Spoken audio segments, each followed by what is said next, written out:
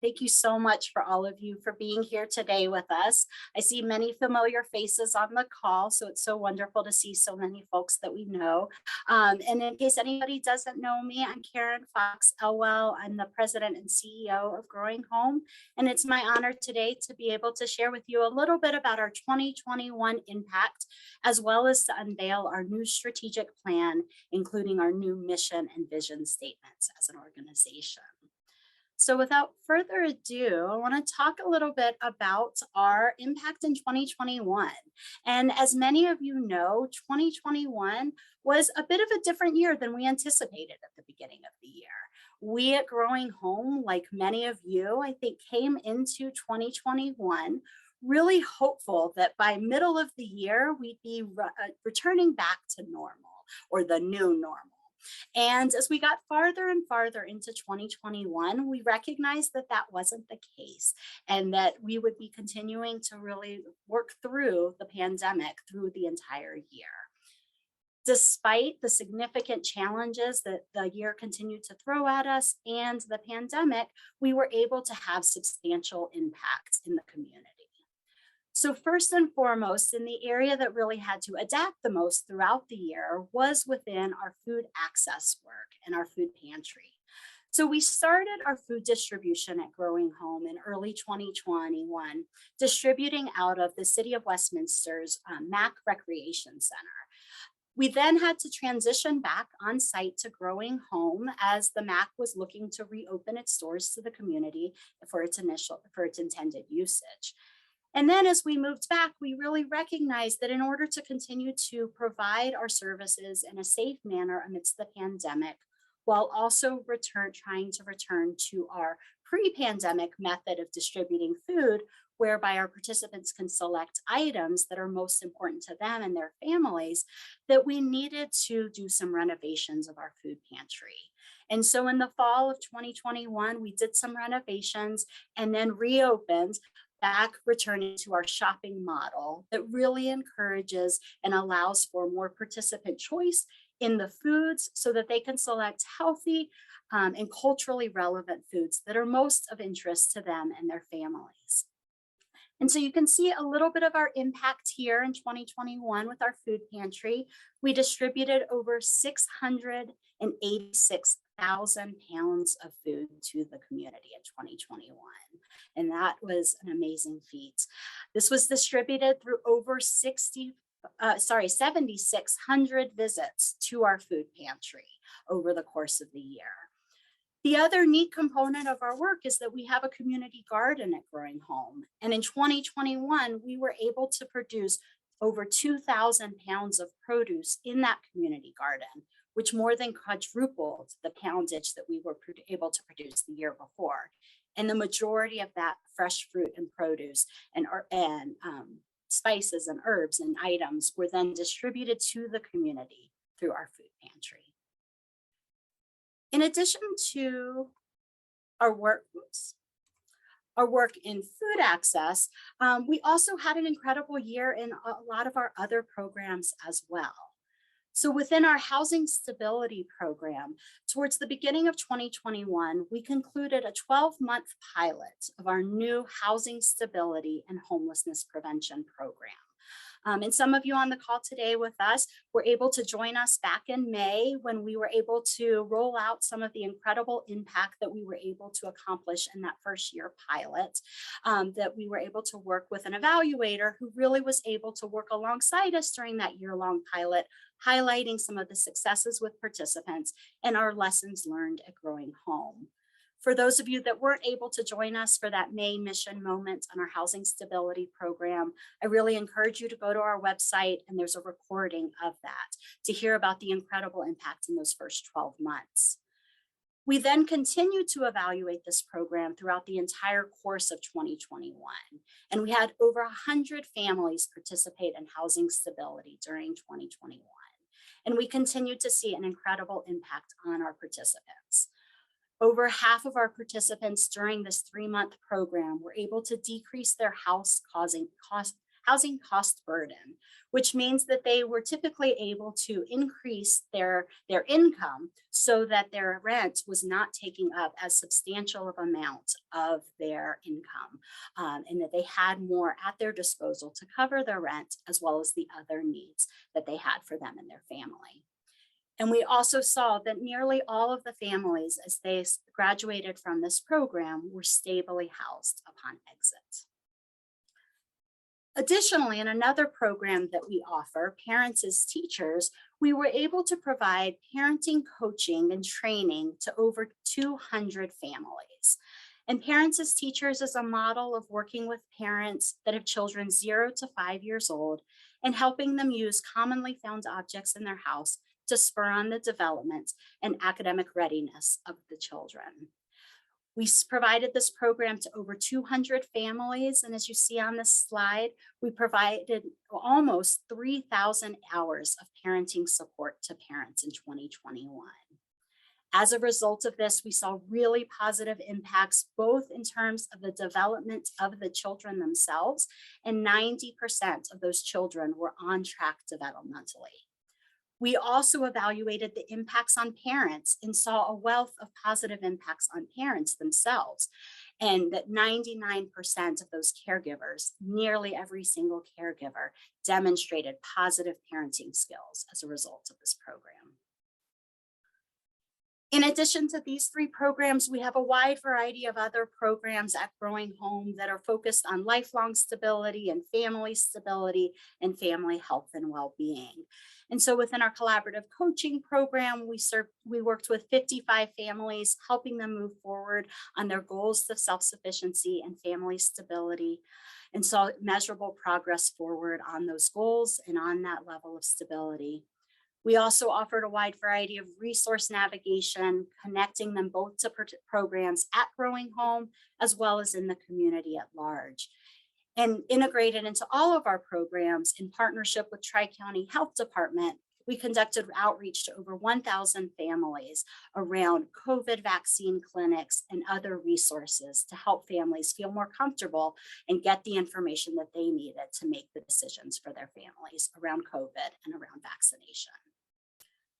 Lastly, in our community organizing and advocacy work, we had quite a few different community-led campaigns, our community garden, a food justice campaign to address the food desert, and also some work around housing justice issues, and held over 100 hours of leadership development support for our community leaders. All of this work would not be possible without the hard work of our staff and volunteers who work day in and day out in partnership with our community. And so here you have just a couple of the highlights from our work in 2021. We had over 225 volunteers contributing over 6,000 hours of in-kind time towards our mission. And I'm excited to announce that 45 of those volunteers are participants, really helping Growing Home be by the community and for the community.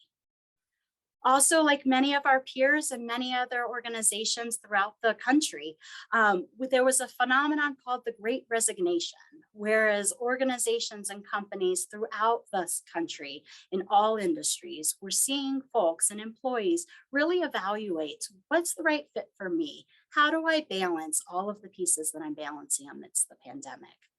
And unfortunately, Growing Home, we were not immune to this. And we unfortunately did have some of our staff move on to new opportunities.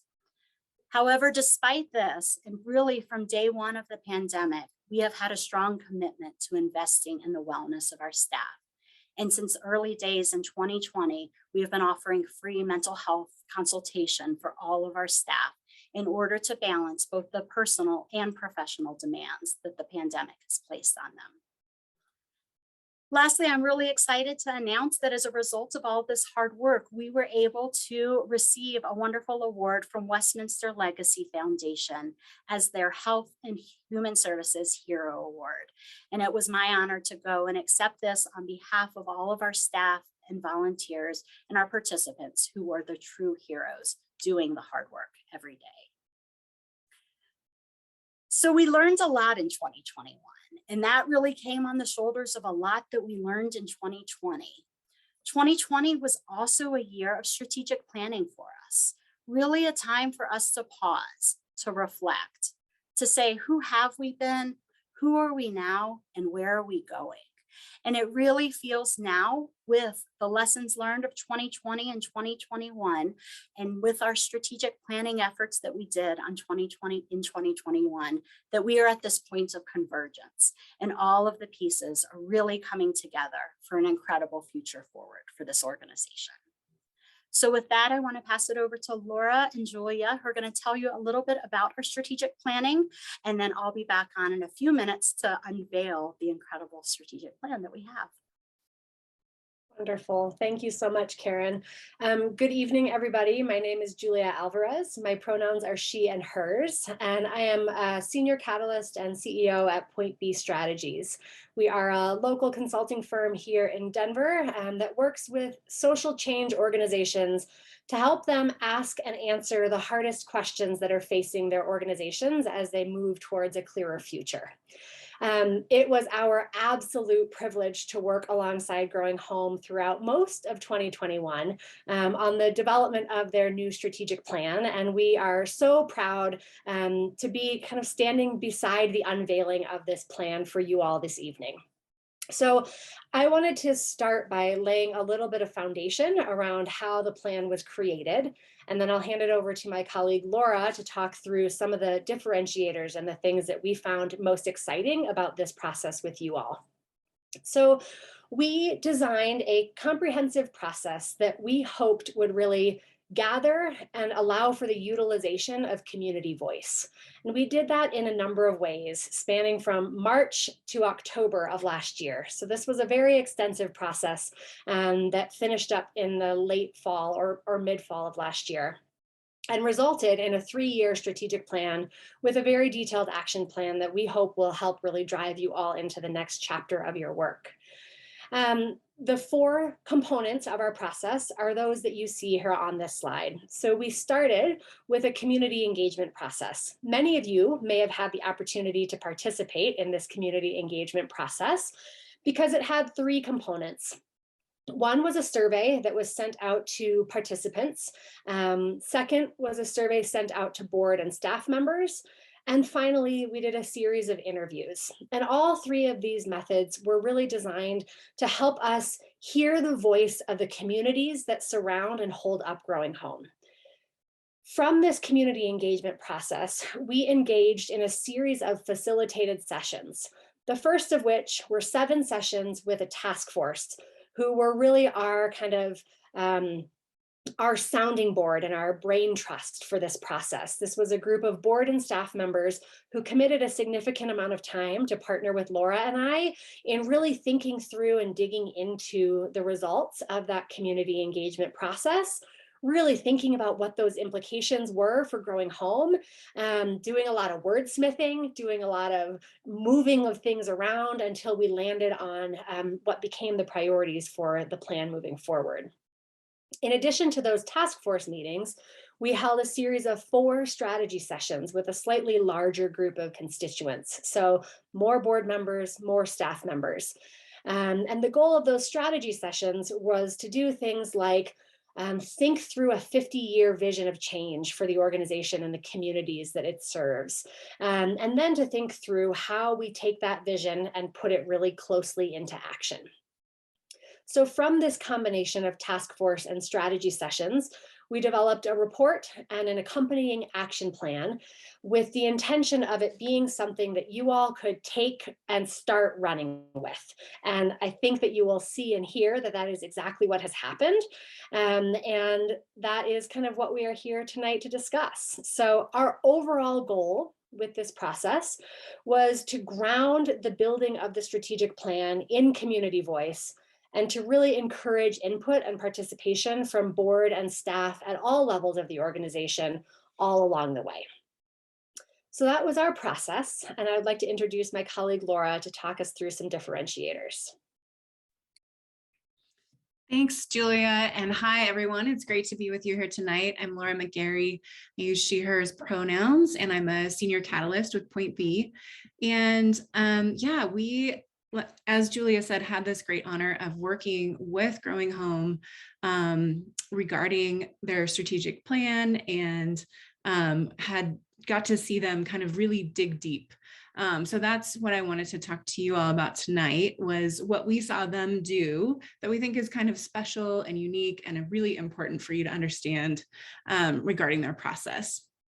So the first thing, which both Isaiah and Karen have mentioned, which is exciting, is that the team really was willing to develop a whole new mission statement and vision statement. From our perspective, this is so exciting, and also, it's kind of scary work to take your stuff that you've been talking about for years and say, no, we're gonna update, and we're gonna capture who we really are now, and we're gonna change that language, and we're gonna put it out into the world. So we really congratulate Growing Home on doing that deep work, and then unveiling it tonight. We've been letting you know it's coming shortly. So that was really exciting from our perspective to see Growing Home dig into both of those new statements. And then a couple other big pieces of work that came out of the strategic planning process were that the team really thought about who the community is, and who needs to be partnered with and impacted through services.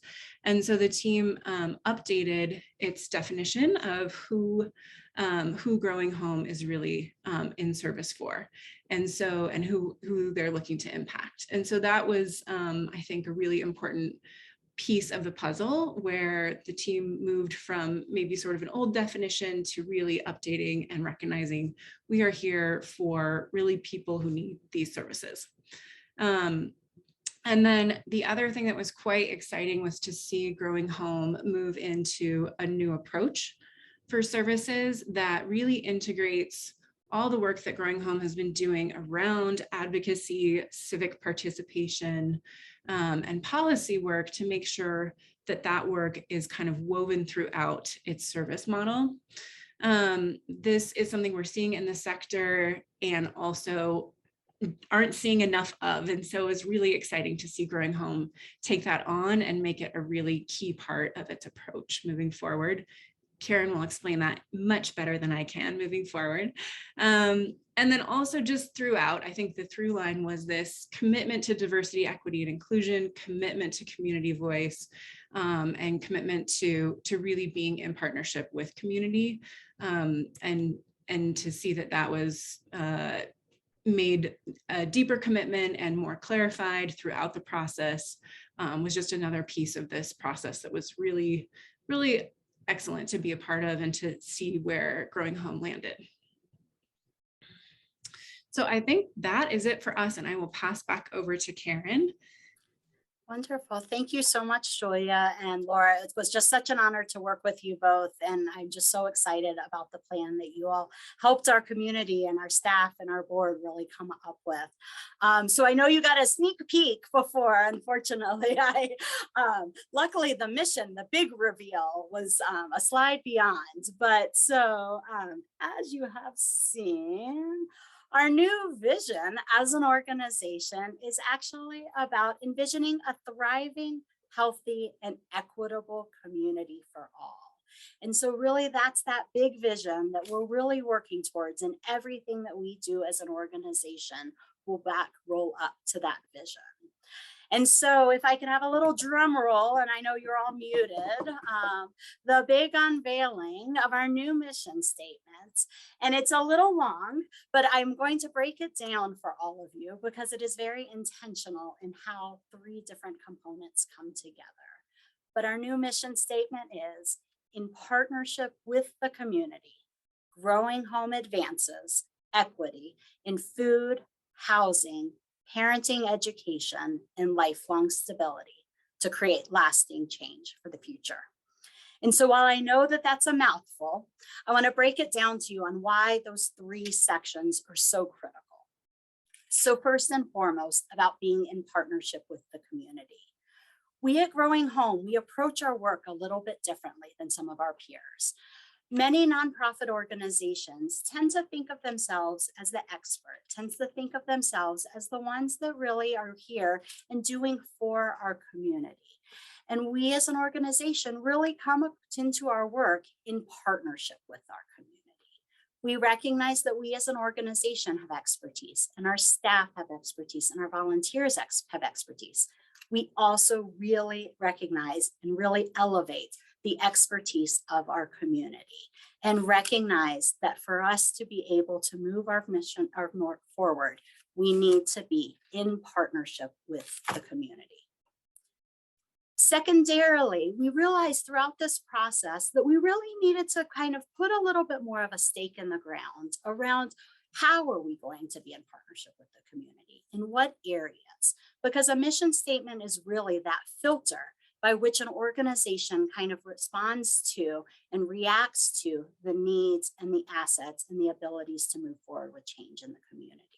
And so it was really important for us to recognize that we as an organization can't be everything to everyone. And we really need to be clear about where are our core competencies, where are we really looking to move the needle.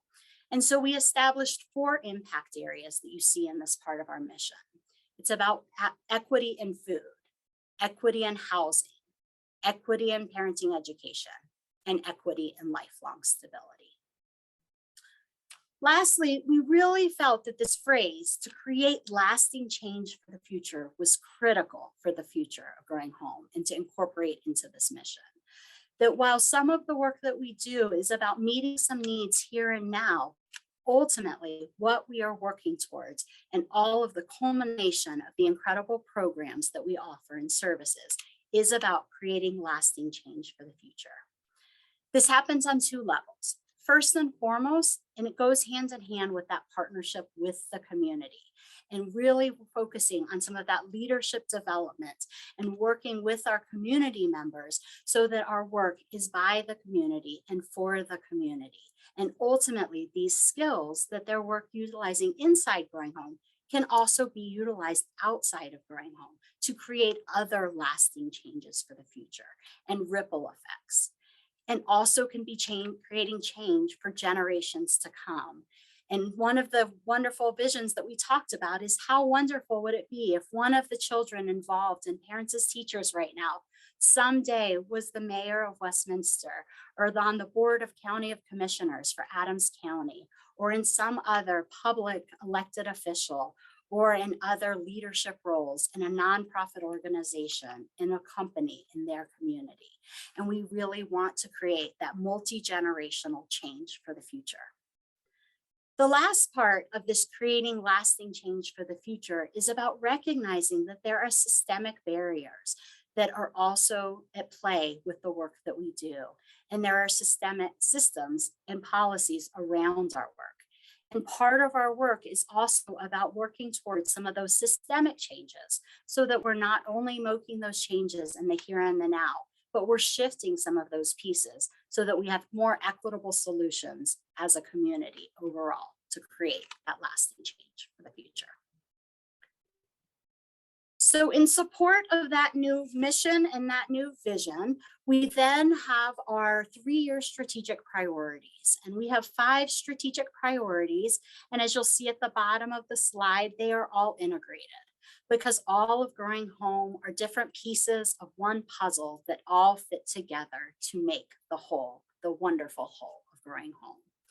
And so first and foremost, we have our programs and impact, that direct work with our community and in partnership with our community. And I'll talk just a little bit later about our vision around that going forward. Our second strategic priority is about diversity, equity, inclusion, and belonging. And so in this work over the coming 3 years, we'll really be working to do an equity audit of the organization, recognizing where are there pieces where we need to think a little differently about how we do things internally, how we do things externally, and how do we ensure that all of our work and all of our organization is grounded in a commitment to diversity, equity, inclusion, and belonging. Third, and I think quite appropriately right in the middle, is this linchpin of an excellent place to work and staff wellness. And so as I talked before about our 2021 impact, our staff are the lifeblood of this organization. And we want to be a place that both attracts and retains really wonderful, highly qualified staff that reflect the community with which we're working. And so we as an organization invest in and prioritize our staff wellness so that they can be the best that they can be. Fourth is about our resources and sustainability. It's about ensuring that our staff and our volunteers and our community have the different kinds of resources, whether that be technological, whether that be in kind through our volunteers and other goods that we need, whether that be our physical space, and then lastly, the financial resources needed to fulfill our mission. And our fifth strategic priority is about our internal and external communication. One of the pieces we heard through a lot of the stakeholder engagement that Laura and Julia talked about was that we want to and need to really focus on how do we have reciprocal communication with our community, and how do we ensure that all of that communication is strengths-based, it has our community front and center, and that it's also data-driven.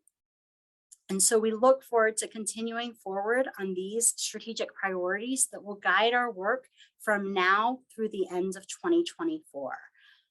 And these are really the filters by which we'll be thinking about how to make decisions, how to move forward. So the last item that I want to share with you this evening then is our vision for the future in terms of our programs and our innovative, integrated approach to programs. And so as you heard, and as I mentioned, our mission, these 4 impact areas of food, housing, parenting education, and lifelong stability. And we know in our participants' lives and in our communities' lives and in our own lives that these areas are interwoven, that you can't talk about a family's food needs or food assets without talking about these other areas, and that we are whole people and whole families and whole communities where these 4 aspects all go hand in hand. Then within our Growing Home programs, that we as an organization, we offer some services. We offer resource navigation and connection to other resources. We, over the past few years, have really been building out more community-led projects and advocacy work as a part of our community organizing and our connecting community work. And what we really aspire to do over the coming few years is to have better integration and more strategic alignment across our services, our community-led projects, and our advocacy work in these 4 areas. So I just want to conclude by sharing a little example of what this looks like in terms of our food access and justice work. And this is really where we're starting to dig in 2022 and saying, what does it look like to have an integrated food access and justice strategy?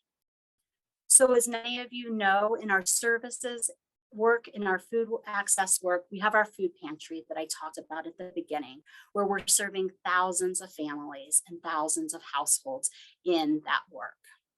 We also do resource navigation in that. We recognize that the food that we're providing is not going to be the entirety of the, meet the entirety of the needs of families. So we can connect folks to other food pantries, to benefits like SNAP, so that they can ensure that they have all of the resources that they need in order to ensure that their food needs are met.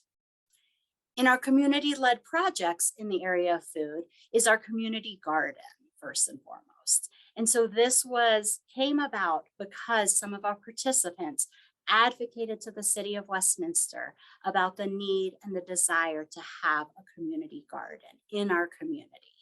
And we are so excited to partner with our community and with the City of Westminster to host El Jardín de Fe y Esperanza, where we are able to then have our community members, all of our community, coming side by side and tilling the land and producing this year 2,000 pounds of food that can then get distributed to the community. Additionally, in this area, a community-led project that really took up speed in 2021 is that we had a second grocery store close down, close to Growing Home. And our community said we have concerns about lack of access to affordable, accessible, and healthy food options. And so our community is working with our staff and some other community stakeholders to explore what are some of the root causes of food deserts in communities like ours? What are other solutions across the country that others are doing? And what might it look like for us to continue to move forward on a community-led project to address the issue of the food desert? And then lastly, in that campaign, as well as in other work, there are opportunities for advocacy.